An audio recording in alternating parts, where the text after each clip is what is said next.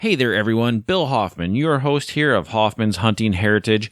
I wanted to do just a little introduction to this show. This week's show is Mike Slinkard from HECS Hunting, and I'm really excited to get my hands on some of his products. Now, I do actually own a HECS suit that I paid for, and I just haven't hunted with it yet. So I shouldn't say get my hands on, but I should say get it into the woods. I'm really excited, and that was the reason I wanted to have him on the show.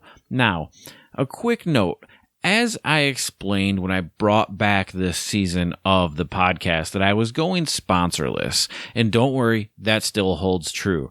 The idea behind that was I want to be able to review stuff. I want to be able to give my honest opinion and, just be ethical about it. So when it comes to companies that have reached out to me or companies that I have on the show, if they offer to send me something or offer to hook me up, my first response to that is to tell them I don't have sponsors. That's not necessarily how I operate. However, if you would like to provide value to my listeners, I'm good with that. And that's exactly what Mike has done with HECS. So Mike has been kind enough to authorize a discount code if you want to order some of his product. And right now that discount is going to be $30 off and free shipping. $30 off and free shipping is a pretty damn good deal if you ask me. So at the end of the show, we're going to give you that discount code so it's fresh on your mind, and make sure you write it down and then head over to their website where you can get $30 off and free shipping with the code, which we'll give you at the end of the show. Enjoy the interview.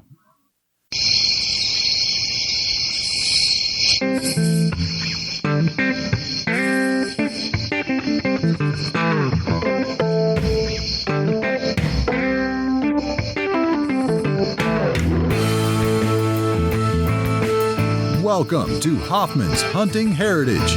Load your quiver, camo up, and join us for another great episode of Outdoors Action. Here is your host, Bill Hoffman.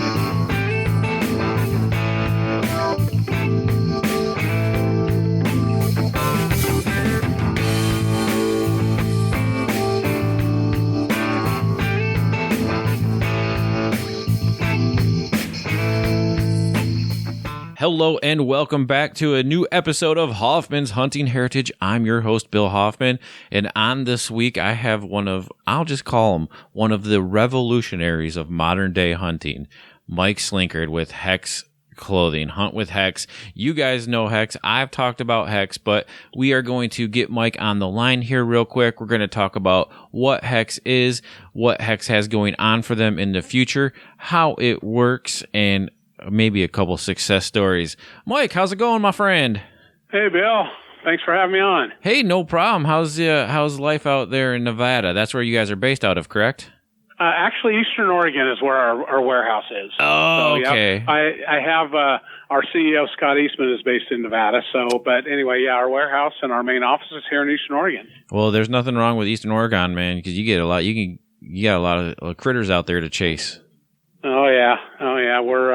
We're in a small town about 3 hours from the nearest Walmart with one stoplight. So, we have all kinds of critters. We've got mule deer walking through town and elk and everything else. So, I love it right here. That's really cool. And you can just hop over the mountain range and start chasing blacktail and do all that other stuff on the Pacific Coast, too. It's a cool state. Absolutely. So the reason I got you on the show, for those who don't know who you are the guy behind HECS, which is HECS. And real quick, what does HECS even stand for? HECS actually stands for Human Energy Concealment Systems, and which kind of tells a little bit about what we do. But that's an awfully long name, so we just did the acronym HECS. So, I don't blame you. It works great. Yeah, it's when you have to type it a lot, it actually HECS works a lot better.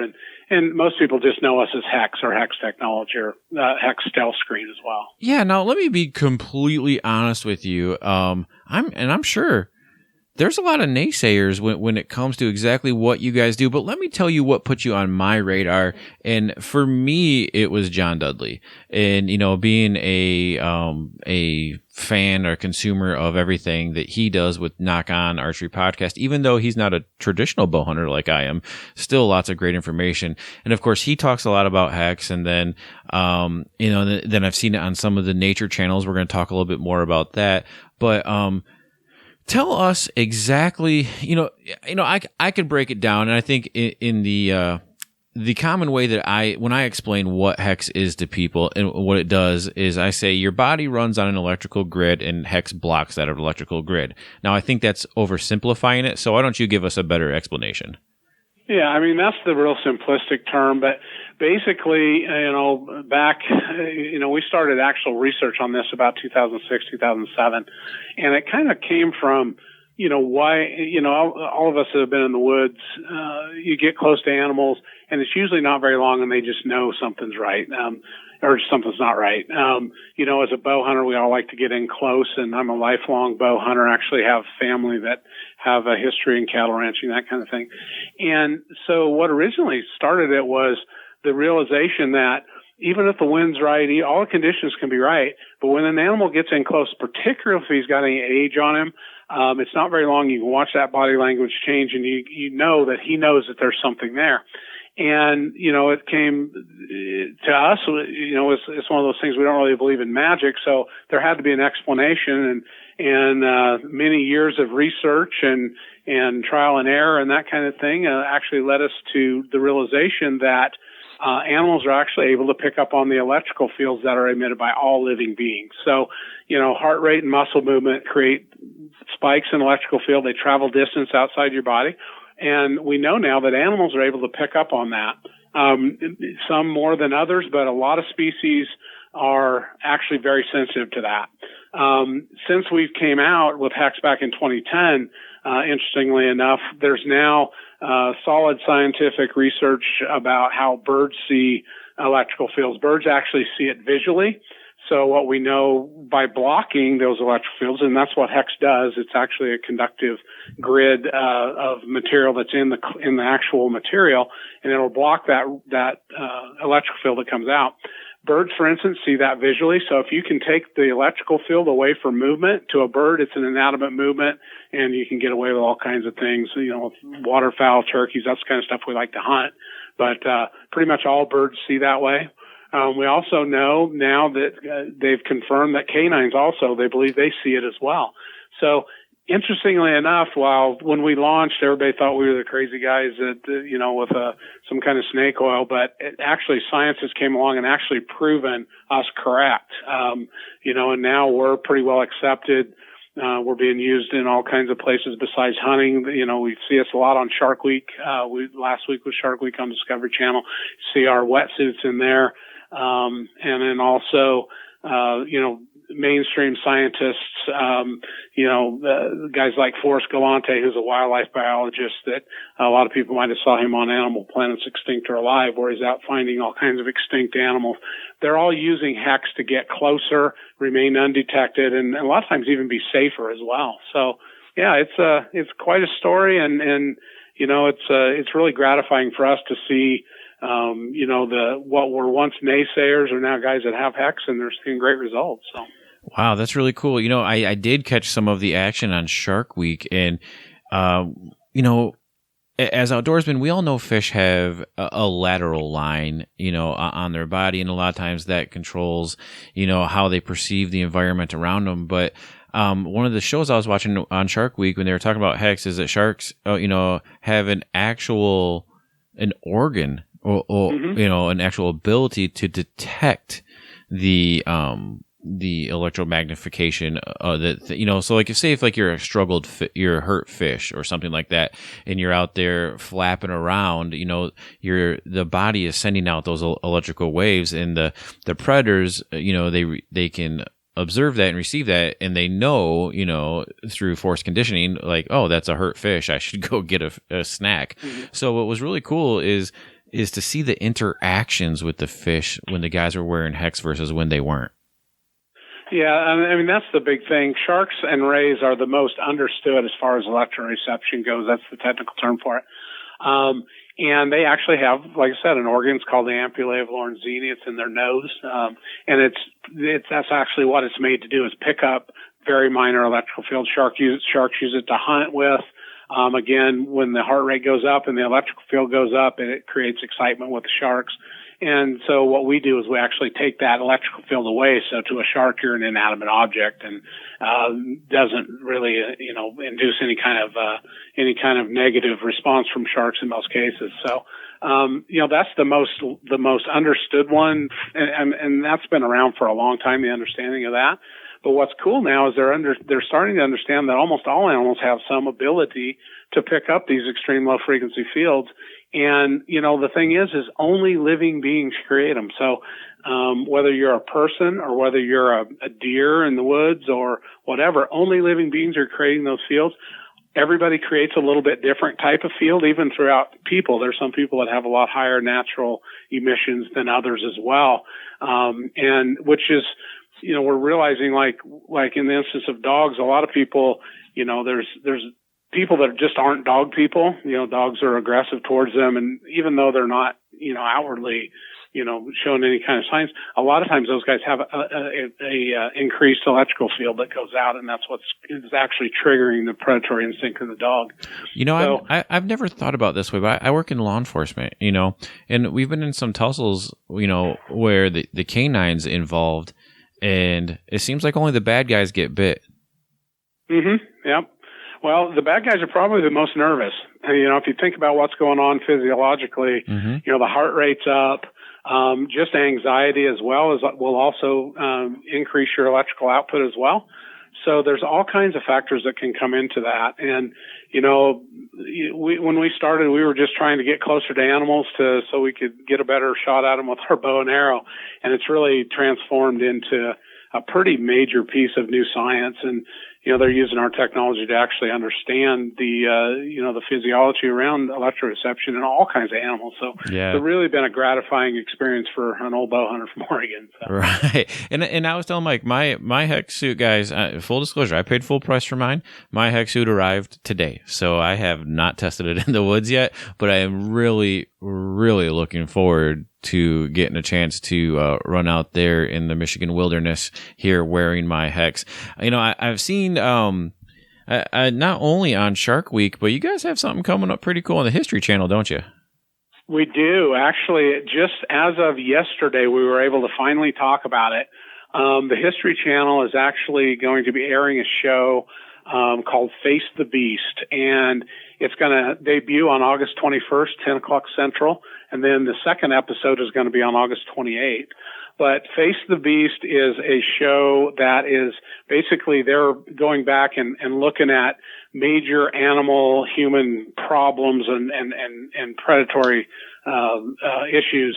The first one, I believe, is going to be they went back into the swamps of Burma, where back in World War II there was a couple thousand Japanese soldiers that were actually pushed back into the swamps and eaten by saltwater crocodiles. Oh, man. So the team is going back into these areas and is still infested with saltwater crocs, but they're actually using the HECS technology to block their electrical fields because, lo and behold, that's another species that's very sensitive to electrical fields is alligators and crocodiles.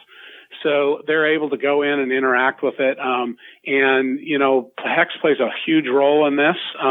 So we're real excited to see it there. The second one's going to be, they're going to explore a historic, shipwreck where a lot of people were eaten by bull sharks, and same kind of thing. They're using HECS to remain safe while they're interacting with all these animals. So we're super excited to see that. They actually tell us that HECS is almost a character in the story. It plays that big a role. So wow. I encourage anybody to tune into the History Channel, Face the Beast. It's gonna be pretty interesting, pretty exciting, and definitely you'll come away, if you don't understand what HECS is, you'll come away understanding it after that for sure. That's really cool. So, when I first started looking into HECS, and when I first became a customer of yours, I mentioned it, John Dudley, and of course I heard, Joe Rogan's mentioned you quite a few times in the last couple of weeks. That's not a better plug than that. But, what are we're going to wrap up here, but what are a few stories now that where HECS made a difference for you in the field? You know, I've seen on your commercials, you know, shooting turkeys, no blind, you know, right out in the open, and then also like crawling up on geese. I saw that one. I think that was in Wisconsin, wasn't it, or something like that? But can you give me just a few instances where you know HECS was the difference in your hunt? Well, you know, actually, way back when we were testing it, believe it or not, the first time I ever saw and said, you know, there's something here, was actually with my own dog, believe it or not. So I have a little lap dog, and, you know, she's one of these dogs that, you know, you can't sit down without her trying to be in your lap and be all over you, that kind of thing. And the first time I ever wore HECS, I had it on under my regular camouflage clothing. It was actually a white version, which actually is the one that John started with. I've known John for, 30 years now probably, and trusted him to test some of the first as well. But anyway, I had it on under my camouflage clothing. The dog had seen me in camo her whole life. And I walk into the living room. I'm putting my boots on, getting ready to go out early in the morning, and the dog's laying across the room and just looking at me like she'd never seen me before in my life, which is totally crazy as far as this dog's concerned. And that was what got me. I said, you know, there's something here. And then, you know, as time went on, you know, the differences that we could see with wild turkeys, like I said in the video, those are all, you know, every species. We've actually taken every species with the exception of the ghouls down in Mexico and the ocellated. I haven't done those yet, but all the main species of turkeys, it works the same on all of them. And, you know, if you watch our videos, we literally are shooting them with bows and arrows setting out in the wide open, and we can get to full draw every single time. And it's pretty, you know, for that to happen with that kind of regularity, I don't even know anybody that's able to do that with regular camo on really ever, but to do it every single time, never get busted drawing on a turkey. I mean, there's just no doubt that it's doing something in that case. But yeah. So in your, you know, in your opinion, when that happens and you say the turkey just sees you as inanimate, they just think you're a bush. Well, actually, if you think about it, and this is my analogy that I use a lot, if you've ever hunted turkeys on a windy day, there's all kinds of movement going on, wind blowing branches and all that kind of stuff, but yet he'll still pick you up if you move a finger.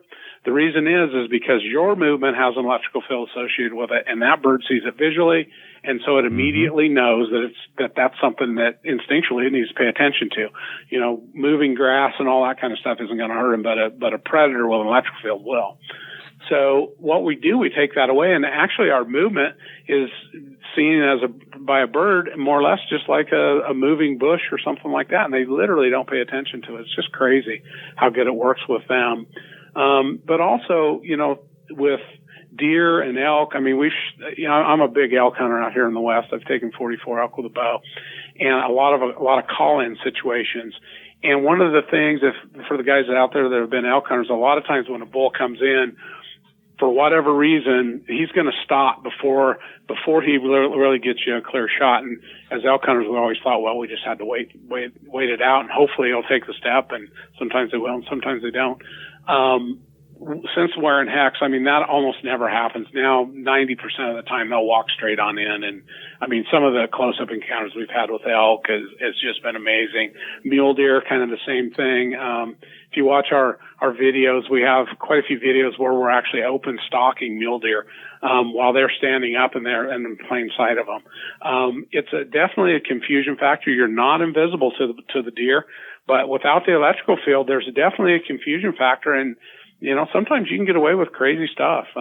You know, I tell people you still got to hunt, you still got to keep the wind right, all that kind of thing. But HECS does give you another option. You know, it's not something with the wide open stalking on deer. You're not going to be able to do it every time, but it's a viable option, and it works a surprisingly amount of time. So yeah, it's really cool. I really enjoy the videos. For those of us that do have HECS suits, or those of us that may be looking to buy them in the future, how do they react with our ozone bags? Okay, so that is one thing to be careful with a HECS suit. Ozone, raw ozone, is very destructive to carbon, and we actually use a carbon grid. It's not a sync conductive carbon, but it's an actually electrically conductive carbon grid. Ozone reacts very negatively to that. So what I tell people, if you're using particularly a scent crusher bag or any of the bags that actually are forcing raw ozone through the HECS fabric, we recommend highly that you do not use it in that. Good to know. Because it will deteriorate the grid in the fabric. So other than that, you can wash it in your regular hunting detergent. Real easy to take care of. That's the only thing we tell people. Be very, very careful with that. Okay. Now, sometimes if I use the ozone on like my outer layers, they'll have that ozony smell, which is, I guess, the smell of nothing. Is that still safe to then put on over my HECS because it's not being forced through? Yes, it's absolutely fine to do that. Okay. It's just the action of forcing the raw ozone through. Okay. We've tested just about every one of the dry wash bags. The only one that we've tested that actually we haven't seen a negative effect on is the ozonic. So the ozonic dry wash bag actually has the baffles, and it also has a ozone and then a clean air rinse. And, I've tested these thousands and thousands of times in basically everything on the market. Mm-hmm. The ozonic is the only one that I will tell you that's actually safe to use. Yeah, but best practice, don't ozone your HECS suit, and you're good to go. All right, very cool. I got one. I think I got one more question for you. And you don't have to tell me if it's secret product development, but have you guys ever considered doing a ground blind? That's a question that we get asked a lot. And actually, yes, we've considered it. We're fully covered patent-wise to do it. However, here's the problem with the ground blind. So the ground blind would work perfectly in HECS material everywhere except in the open areas. So we really haven't been able to develop a viable mesh, like a shoot-through mesh or anything like that for the guys that like to do that. I personally do not really like the shoot-through mesh. But if you think about it, HECS is going to be super effective every place but where it needs to be the most effective, and that's when the animal's in front of the window. Makes sense. So we've really kind of steered away from that, mostly because we've been very almost anal about making sure that a HECS customer has everything he needs to see the result. It's one of the reasons why if you buy a HECS suit, you're going to buy all three pieces, the shirt, the pant, and the head cover, because you really do need to cover everything. If you only wear part of it, you're only going to get a partial result. And, with the, initial skepticism a lot of people had on the technology, we felt it was very important that we make sure that people had at least the minimum that they need to see the difference. And so that's one of the reasons we've stayed kind of away from the ground blind market. Not saying we wouldn't do it at some point, but to be honest with you, you're still almost needing to wear a HECS suit inside the blind anyway to really see it. And if someone wants to shop for HECS or pick one up, what's the best option for them? Okay, so online, it's HECSLLC.com, HECS LLC.com. You can also find us at HECSHunting.com as well. Or you can call us at 541-575-4327. If you go online, we do have some dealers. And so we have a dealer list there. So we do have some dealers around the country as well, but we're probably about 80% consumer direct product now. We do have a fit guarantee and all that kind of thing too. So there's really a worry-free ordering. If you get it doesn't fit, we'll exchange it for you. No, that's awesome. Pretty easy to get. I don't know if maybe you didn't want to hear this, but I got mine off Amazon, so that's okay, right? That's fine. Okay. Yeah, absolutely. Absolutely. We have an Amazon store as well. And, so yeah, absolutely. Just any way you can get a HECS suit. The one thing about it, and this is that even after all these years, we launched in 2010, and it's almost unheard of that somebody has a suit that actually puts it to use and don't see the difference with it. So we're really proud of that fact. I always say the only skeptics we have are the guys that haven't used it yet. Yep, and I try. And looking at it, you guys have the camo suits. Those can be worn as an interior or an exterior, as long as it's between you and the animal. And like Mike said, that's pants, shirt, and head net. You guys do now have socks and gloves available. You're gonna have to pick me up some of those. But also, you guys have a base layer as well, right? We do. Our base layer is one of our newer products. And what we did with that is we tried to make a very high quality base layer, wicks moisture, and does everything that you would expect from a high quality base layer. And then we put the technology in it as well. And so that's probably becoming our most popular piece now, is that base layer. It's a semi-thermal, so it's a little warmer than the original camo suit. The camo suit's almost a mesh. So it's, we tried to make it usable in basically any hunting situation. But the base layer is more geared for guys that are, want a little bit of insulation, want a really high quality base layer, but also have HECS as well. Yeah, once I get around to it, my plan is for the camo mesh layer for turkeys and then the HECS base layer for whitetails. Yep, that's a great plan. That's a great plan. A lot of people do that. So, and like I said, we do have gloves. We do have what we call a multi-rag, which is like a pull-up type face cover, head cover kind of thing. Oh, okay. Of course, we have ball caps, that kind of thing as well. And they're all sold separately, but the major thing is those three pieces, the shirt, the pant, and the head cover. They're going to do most things for you. I do encourage bird hunters, waterfowl or turkey hunters. The gloves are pretty important because you got to move your hands around, but and they help with everything, but they're pretty essential with the birds particularly. Well, that means I'm going to have to grab a set of those, because I told you before we started recording, my plan next year, the spring, guys, maybe in the fall, I can kill a turkey in the fall too, but my plan is to shoot a turkey within 10 yards wearing HECS. No blind. No, you'll be able to do it. I shot 3 of them that close last year. Yeah, so that's going to be awesome. Well, hey, I want to thank you for taking some time out of your day to talk to me about everything that's going on with HECS, talking about, Shark Week and facing the beast. And I just, it's really cool for a guy like me to be able to talk to people that he's seen on TV. So thanks, man. Well, hey, thanks for having me on. I'm always happy to talk about HECS. Excellent. Yeah. So you guys are going to hear more about HECS from me, coming throughout the season. Like I said, I'm a customer, so I'm going to put it through the ringer. I'm not really too worried about how much I'm going to like it, because I know I already am going to, but I'm going to give you guys my honest opinion on it. And, if Dudley's saying it's good, he's killed a lot of critters. So I think it must be good. So I like to end the show the same way every week, Mike. I think you'll agree. I tell my listeners to get outdoors. It's a wild place to be. Thanks a lot, guys, and we'll see you next week. All right, guys, I hope you really enjoyed that interview. Just wanted to cut in at the beginning of the show. I told you Mike was kind enough to provide a discount code. That is going to be HECSTECH, HECSTECH. Just when you go to their website, put in the discount code HECSTECH, all one word, and you're going to get $30 off and free shipping. Thank you very much, Mike Slinkard from HECS Hunting, for coming on the show. And thank you very much for providing that discount code to the Heritage listeners. We'll see you guys next week. Get outdoors. It's a wild place to be. Thank you for listening to this episode of Hoffman's Hunting Heritage. Get outdoors. It's a wild place to be.